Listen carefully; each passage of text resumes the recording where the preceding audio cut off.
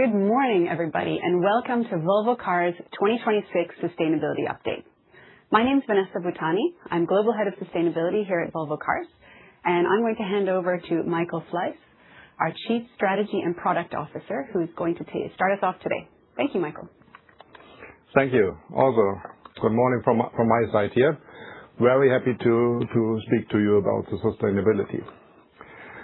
So starting with our framework, our strategic framework, to provide freedom to move in a personal, sustainable and safe way. This strategy is with us for quite some time. And we break it down to personal, we understand our customers and we develop our products for our customers. Sustainability, we talk a lot about today, very important to us and very close to our heart. This feature actually was introduced in 1972. 1972, Volvo talked first time about environmentally friendliness. So really important to us. And then safe.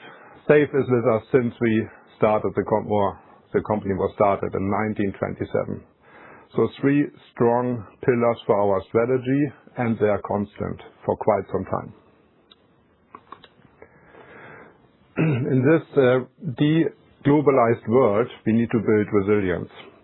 And that's mainly for us, but even more important for our customer base. So we need to have sustainability across the operations. We need to decrease pollutions. We need to reduce waste. We need to reduce water consumption. We need to create a safe environment for our workers. And we need to be sure that human rights are followed. That's really important to us, and we will talk more about that later on, and the team will present that. But for us as a car company, the biggest influence is obviously CO2. So I will focus more on the CO2 part. But resilience means also, in these times, reducing our investments. And we are really happy that our big investments we have done are over now, and we can harvest on these investments, which are the development of this Part 3 architecture and the Košice manufacturing site. So for us, it doesn't change. Electrification is our future because they are just better cars. That's a fact. If you drive one, you will find it out. It's just a better car. And we are happy to see that our competition is slowing down. That means we can create more opportunities to move into that market space and increase our share. And the EVs are not good because they are supported by the government. Again, it's a better car. And we need to make sure that range, charging time and price are becoming similar to the combustion cars. We see in the world reduced speed of going for electrification, but still the electrification is the biggest growing segment in the automotive industry. And for us, it's really important to have our software-based system for all cars with our Yugen Core system, which we have introduced in Part 3. It is a lower cost for us, and it's a better experience for our customers. We have just recently updated millions of cars in one day, and that is the power of this technology. Also, perhaps good for you to know, recently Standard & Poor's created a ranking system for software-defined vehicles. Guess what? Volvo has the best system, sharing that place #1 with only NIO. So NIO and Volvo have currently the best software-defined vehicles out there in the market. Also part of our strategy is that we even more make sure that we have common architectures, just explained by the software, but also synergies with our colleagues from China, where we can have synergies based on the legal requirements. And this will enable us to create better products, but also more cost-efficient products. Yeah, as I said, the transition is slowing down a little bit. You can see here our 3 biggest markets, Europe, North America, and Greater China, On the left axis, you see the millions of cars sold, and on the bottom axis, the years. And here when you see the dotted lines, that was a forecast from 2 years ago. And the solid lines is the latest forecast. And you can see this marked with a gray and green arrow, the difference. So there's 2 to 3 years difference in the tipping point. And the tipping point means when do we sell as much BEV cars as ICE cars in the market. Europe and China, a few years delayed. North America even more, but still you see also on this graph the only growing segment is battery electric vehicles. And here you can see latest data now, also how we compare with our competition, because we are the fastest growing electrified company, and we will continue to be that. You have here competitor A, B, and M. Compared to Volvo Cars. Blue color is BEV cars and light blue is PHEVs. So you see clearly that we are leading percentage-wise compared to our competition. And we continue to lead, and you see also that we are growing both with BEVs and PHEVs. So by now we have a fantastic balanced portfolio. On the top of the picture here you see the mild and plug-in hybrid cars, and on the bottom you see all of our BEV cars. You see same number of cars both on BEV and PHEV. And very important, the car on the bottom in the middle, the EX60, our just recently launched star. So what have we achieved with that EX60? To start with, you can see this picture in 3 sections. The first section is, so the BEV is a better car. We have lower running costs right now. We have better performance. We have more space and comfort because the combustion engine is not in the way in the front, so the whole cabin becomes bigger, and the car is more sustainable. But we had to solve range anxiety, charging, and price. These are the 3 main factors why not all customers are willing to go for the better car. With the EX60, we have solved all of these problems. The EX60 can charge as fast as an ICE car. It's filled with fuel. The charges are as fast as you have an average stop in the petrol station. And we price it on the PHEV price with better margins. So we are a car company which, without subsidies from governments, can make money, even more money with a BEV than with a PHEV. So with that, I'm leaving the word back to Vanessa. Thank you so far. Thank you, Michael. Let's talk sustainability.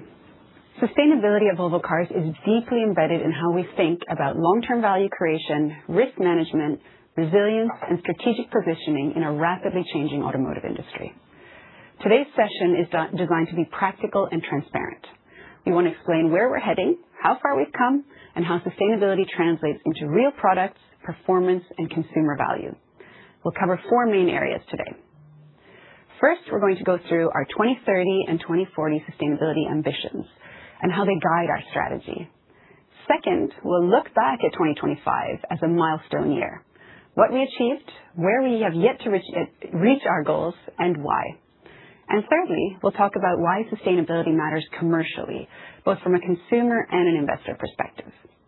And finally, we're going to use that fantastic EX60 as a concrete case study, showing how climate action, circularity, and responsible business all come together in one product. This is about showing direction, execution, and accountability. So let me start with our ambitions. We deliberately set long-term sustainability targets because the transformation of mobility is not a short-term exercise.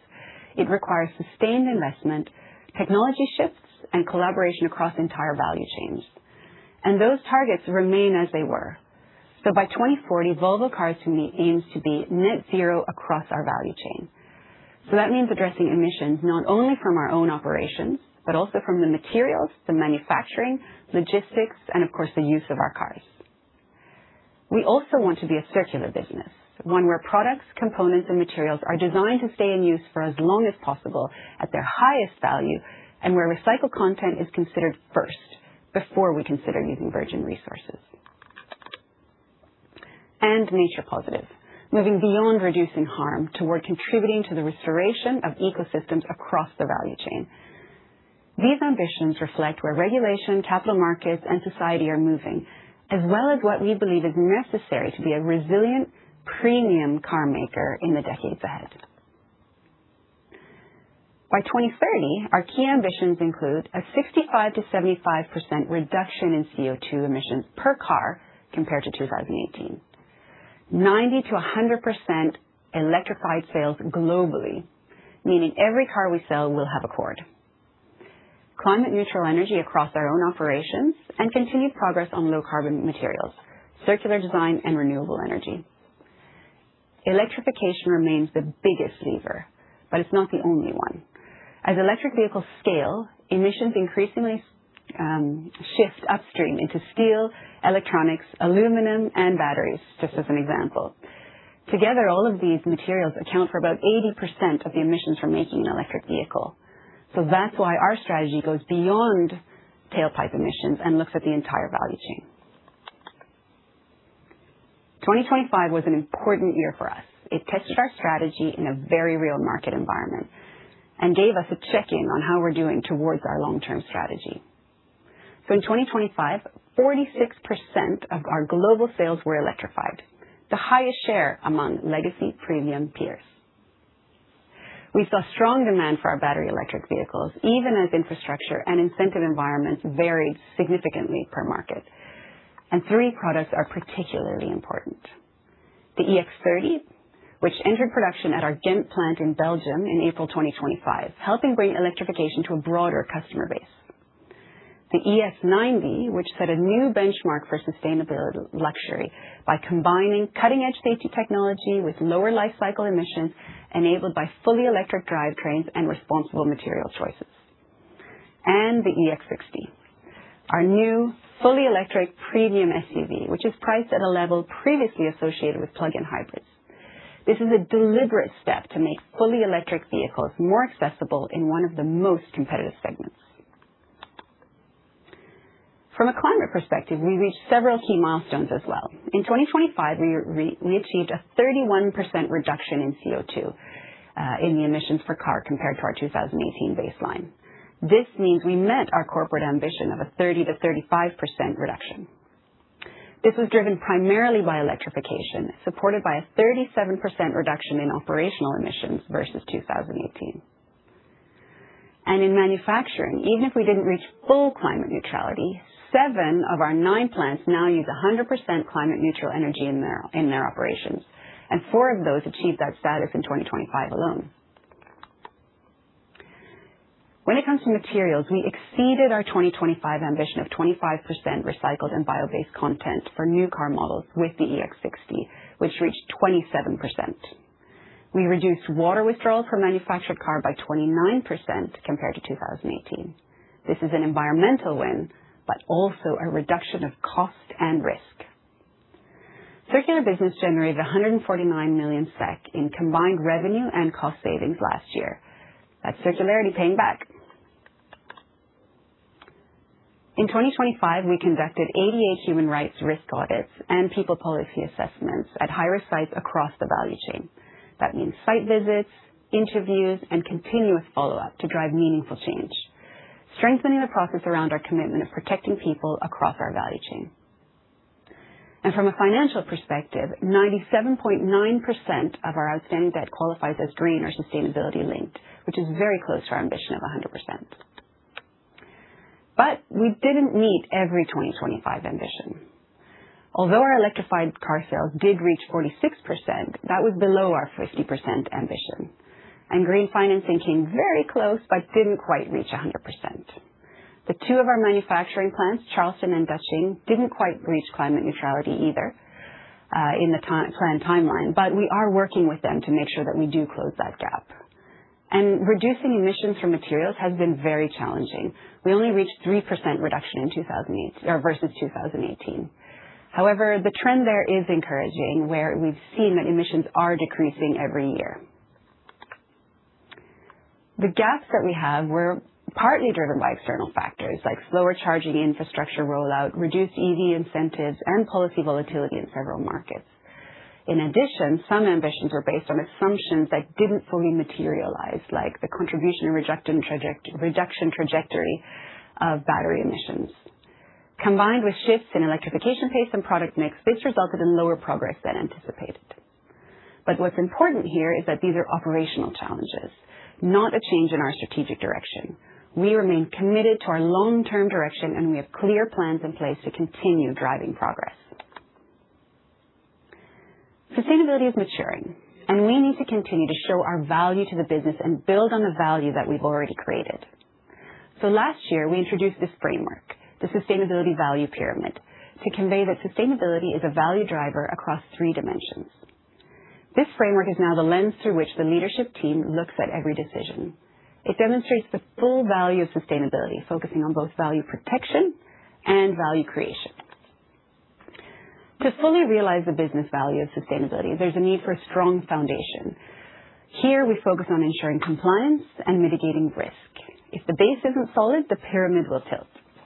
Moving up, we focus on competitive advantage, which is both about protecting and creating value. So, for example, when we reduce energy and water use, we save money. And now we're looking further into the circular economy, where we can remanufacture parts, take back old vehicles, and drive much better revenues and reduce costs doing that, particularly with using recycled materials. And the top of the pyramid is about consumer value, how we communicate the great things that we're doing behind the scenes to the consumers, making them choose us. And if we're not solid on the lower layers of the pyramid, we wouldn't have strong messaging at car launches or be able to substantiate sustainability communication in general. Our 2025 ambitions laid the groundwork for our road to 2040. Now we're defining the next chapter.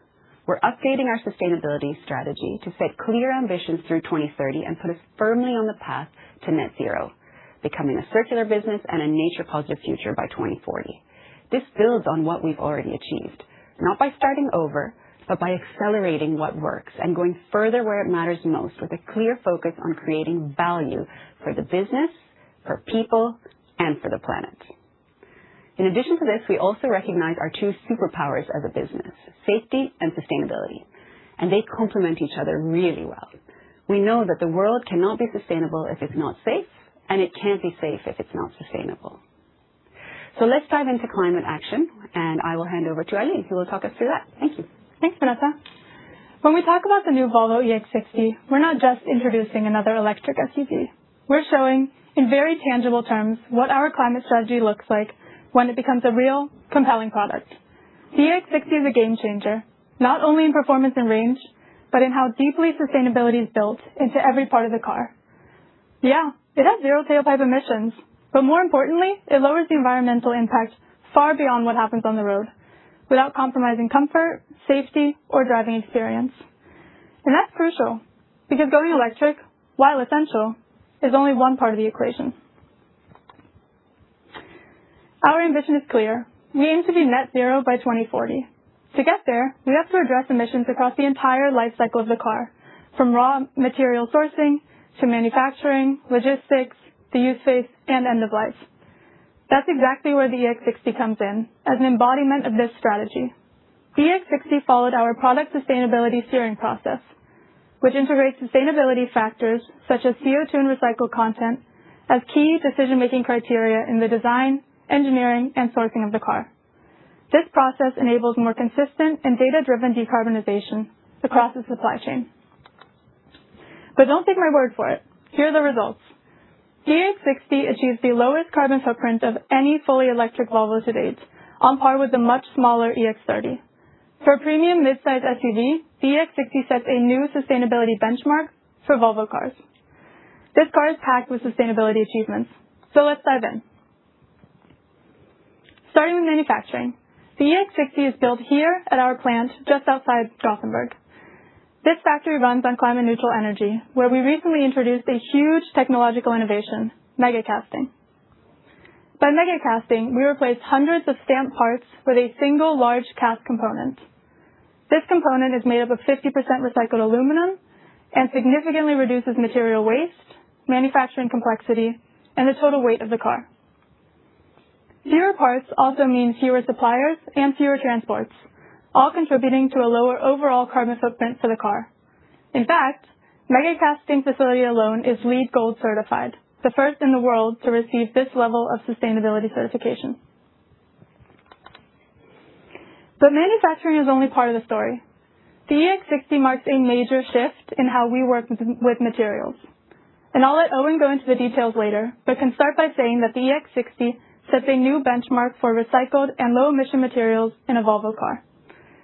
Without compromising quality or durability, it contains 27% recycled content in the complete car, an impressive achievement. We've reached nearly 50% recycled aluminum and partnered with SSAB to introduce their near-zero emission steel in the car body structure. Moving over to the battery. The battery is often the single biggest contributor to an electric car's carbon footprint, and this is another area where the EX60 pushes forward. Thanks to our cell-to-body technology, the battery is integrated directly into the vehicle structure. This design reduces weight, increases energy density, and contributes to our longest electric range yet. The battery cells contain 30% recycled metals, helping reduce dependence on newly mined materials. At the same time, the EX60's new 800-volt electrical system improves both efficiency and performance. It allows for faster charging, more efficient energy use, and better overall battery management.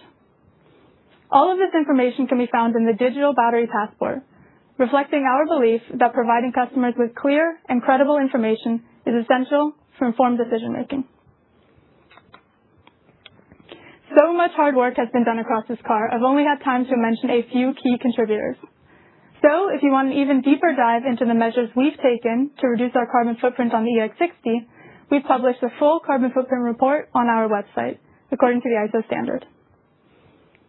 Beyond this specific car, we've also strengthened our internal data model to calculate the precise carbon footprint of every car that rolls off the line, connecting the material composition of parts to more specific, generic, and supplier data, making it possible to substantiate verified emission reductions. And as we bring back the focus to the EX60, what does this car represent?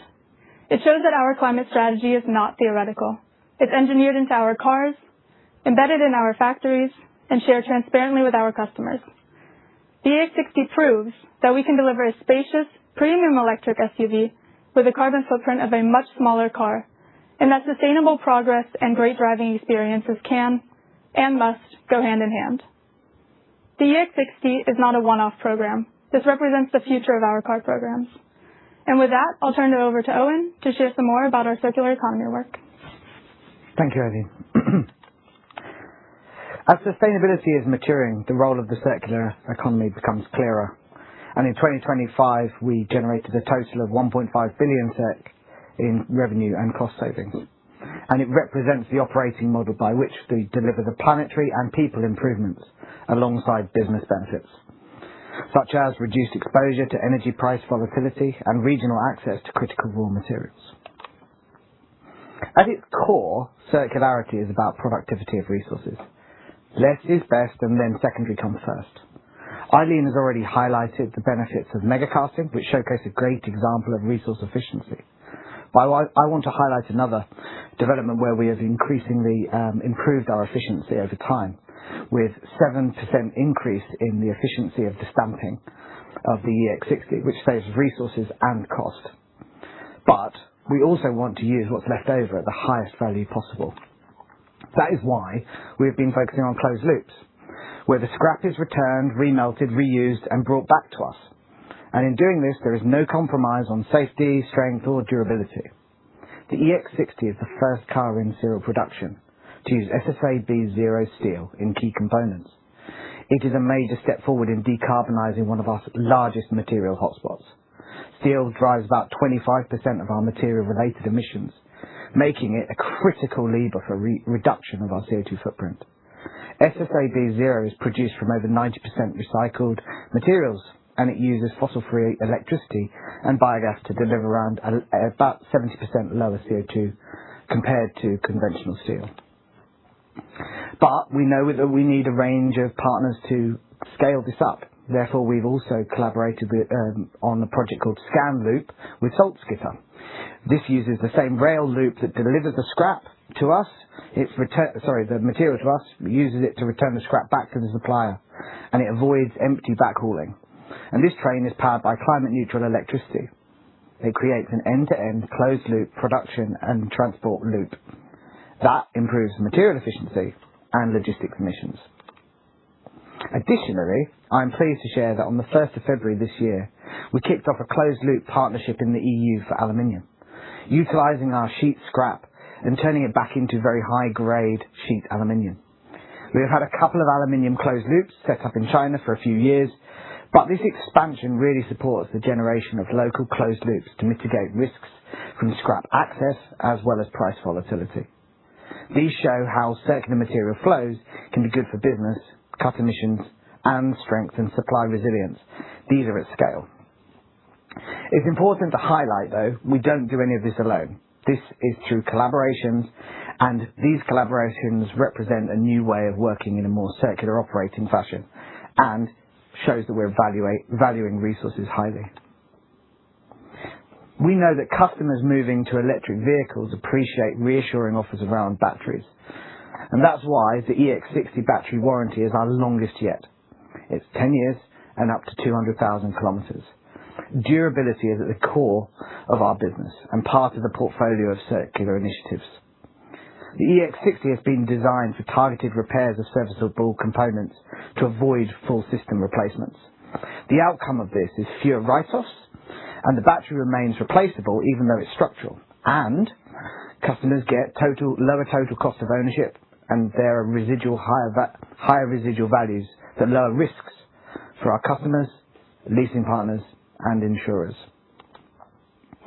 Alongside this, in Q2 this year, we've just launched the first refurbished parts offer, which generates new circular revenue streams. And it complements the remanufacturing business, which recently turned 80 years old.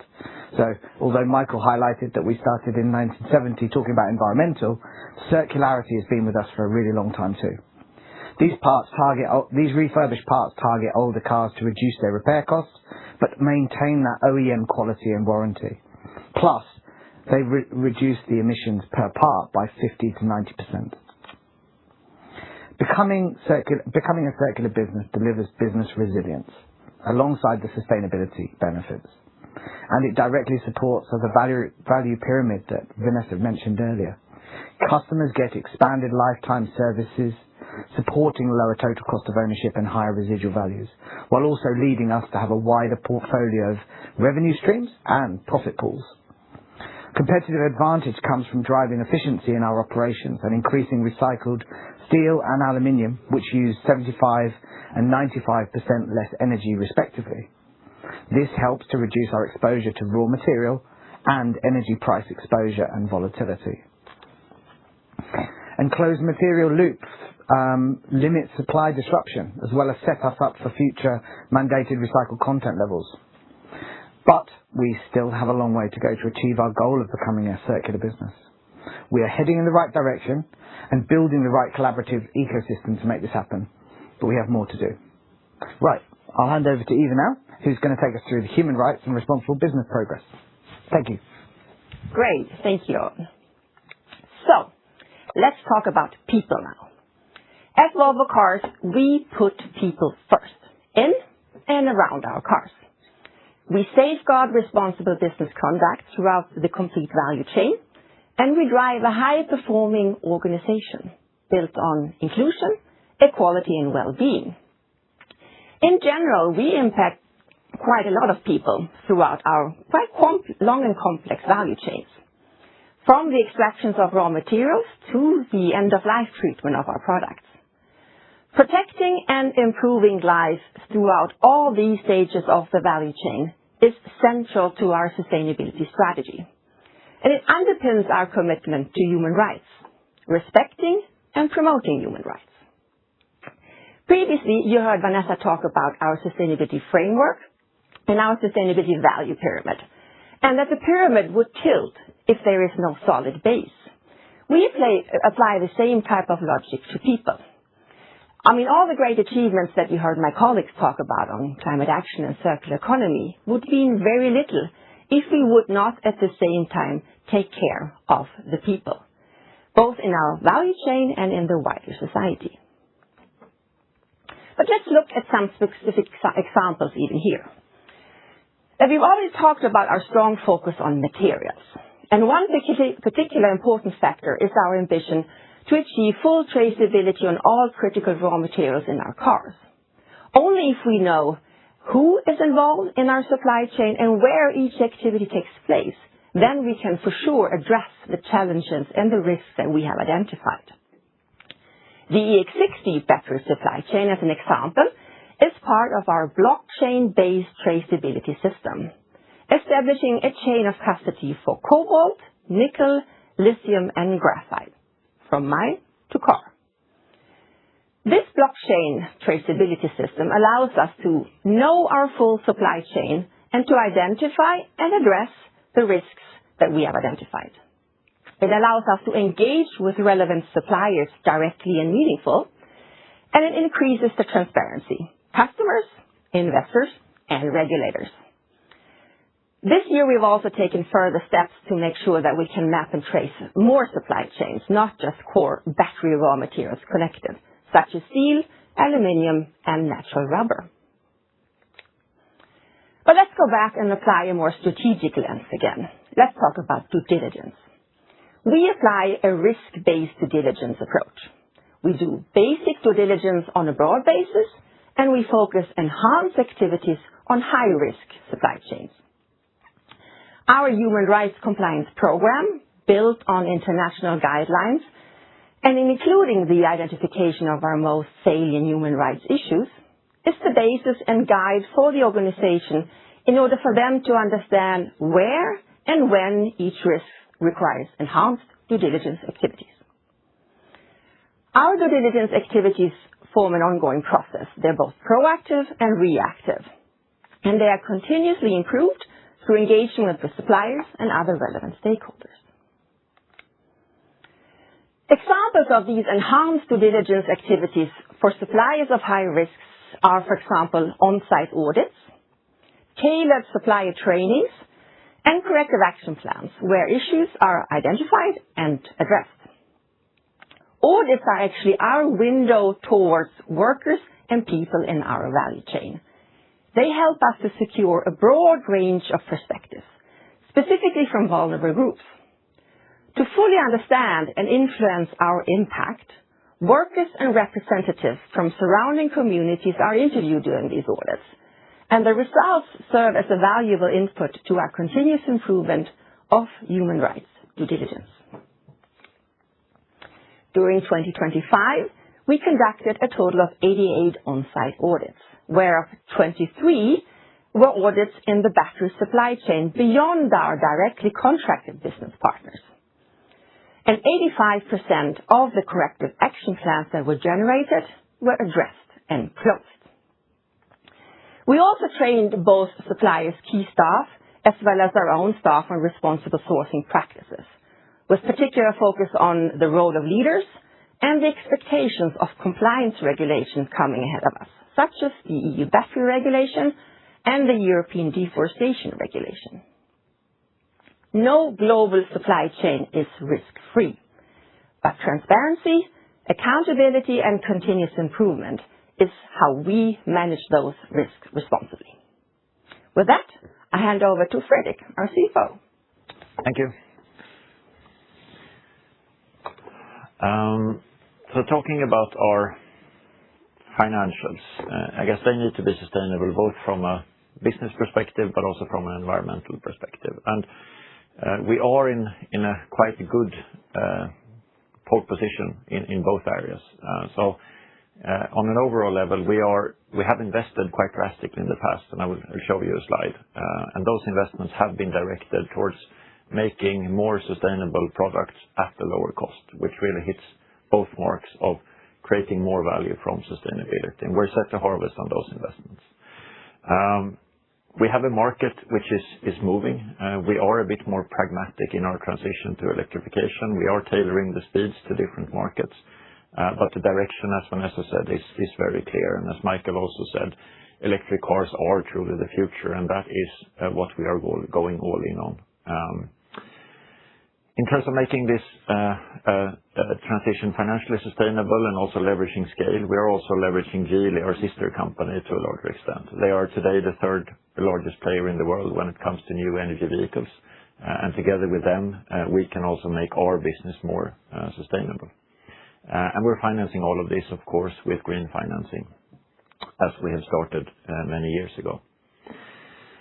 But double-clicking a bit on our investment. So this graph basically shows how much we have invested in the past. And as you can see, we're coming down quite a big mountain of investments. And that's good in terms of building a sustainable business, but actually also good because we're starting to harvest on some of the really big sustainability investments we've done. We have and are finalizing some of the one-off infrastructure investments that we have done linked to our SPA3 platform and the EX60 in specific. I think Eileen talked about it. We have invested in mega casting, for instance. That's a big CapEx investment, but it does allow us to use a lot more renewable or recycled aluminum. We have done large investments into cell-to-body, also going into the EX60. And that basically means less materials going into the car, 70 kilos less weight, 25% lower cost. So it hits all marks. It's a better customer experience, a better driving car. It is a better for the environment car with less materials used, and it is cheaper to produce. Similar when it comes to software. We are creating cars which are updatable. We've just updated 2.5 million cars to a better infotainment system. Every Volvo owner pretty much since 2020, 2021 just got an upgrade on their screen, making that car feeling fresher for long, which is also part of sustainability, making sure that the cars last longer. They're also now getting Google Gemini. So your 2021 Volvo EX40 or XC40, as it was called at the time, will basically have probably the world's best AI agent to chat with, which is being rolled out this year.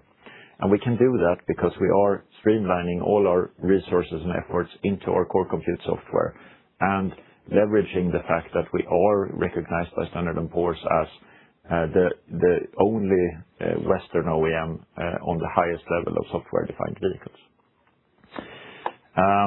So this is good for business and good for sustainability. In terms of funding these investments, then we do that with green financing. We issued our 5th green bond last year, and we have just updated our green financing framework. We remain dark green rated from S&P, and we use this external financing only into our future investments linked to electrification. To date, 97.9% of our debt is now green with the latest bond, and this will go naturally to 100% as we amortize off some of the last loans we have, which are not green. In terms of EU taxonomy, we have a quite low alignment, and that is because we have a very conservative interpretation of the don't DNSH criteria, no significant harm.